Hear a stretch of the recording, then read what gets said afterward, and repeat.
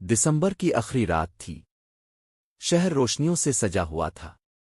سڑکوں پر گاڑیوں کا شور، آسمان پر آتش بازی کے رنگ، اور ہر طرف او ہیپی نیو ایئر کی آوازیں گونج رہی تھیں۔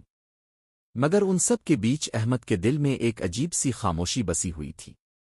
وہ اپنی بالکونی میں کھڑا نیچے شہر کو دیکھ رہا تھا۔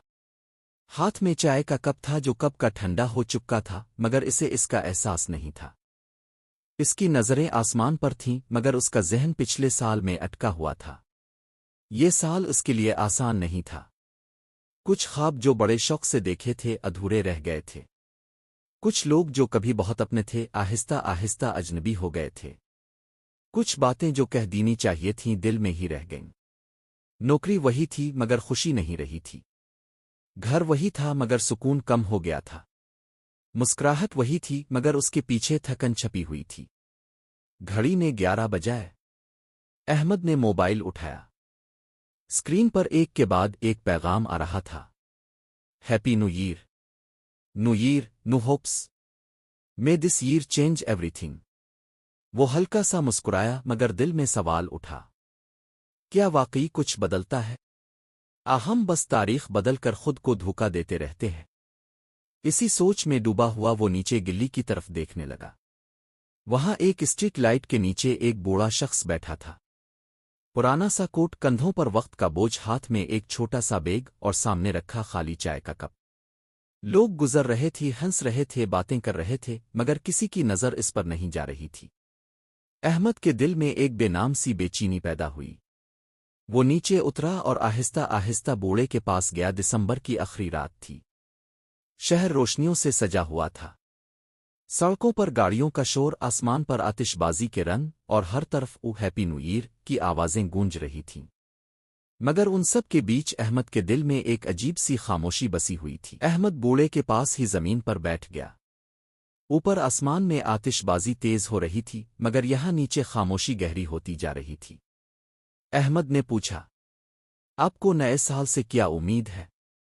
بوڑھا ہنس پڑا، میں نے امیدوں پر سال گزارنا چھوڑ دیا ہے۔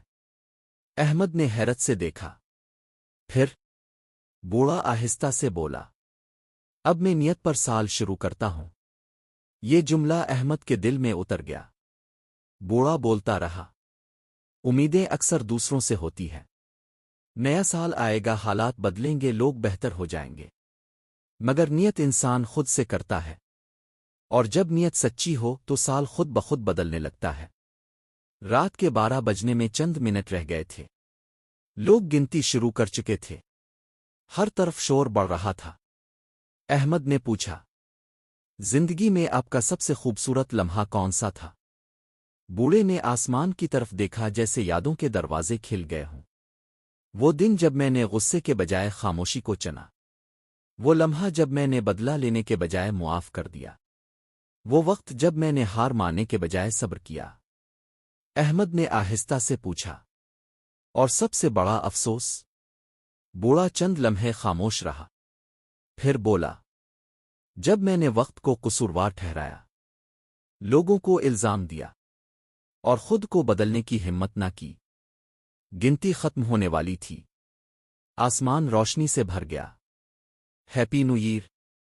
شہر شور سے گونج اٹھا، مگر احمد کے دل میں شور نہیں، ایک عجیب سا سکون اتر آیا تھا۔ بوڑھا اٹھا، اپنا بیگ کندھے پر ڈالا۔ بیٹا، ایک بات یاد رکھنا، نیا سال صرف کیلنڈر بدلتا ہے، زندگی تب بدلتی ہے جب انسان خود بدلنے کا فیصلہ کرے۔ یہ کہہ کر وہ بھیڑ میں گم ہو گیا۔ احمد وہیں کھڑا رہا۔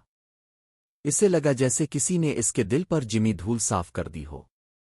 اسی لمحے اس نے دل میں وعدہ کیا، جو ہے اس پر شکر کرے گا، جو تکلیف دے اسے سبق سمجھے گا، جو راستے بند ہو جائیں ان پر رونے کے بجائے نئے راستے تلاش کرے گا۔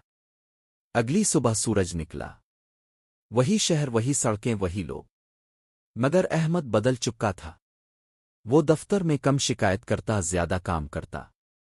گھر میں خاموش رہنے کے بجائے بات کرتا، اور سب سے بڑھ کر وہ خود کو وقت دینے لگا۔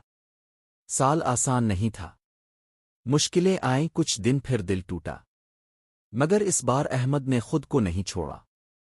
جب اگلے سال دسمبر آیا، وہی آخری رات، وہی گلی، وہی روشنی۔ احمد مسکرا رہا تھا۔ بوڑھا نظر نہیں آیا، مگر اس کی باتیں زندہ تھیں۔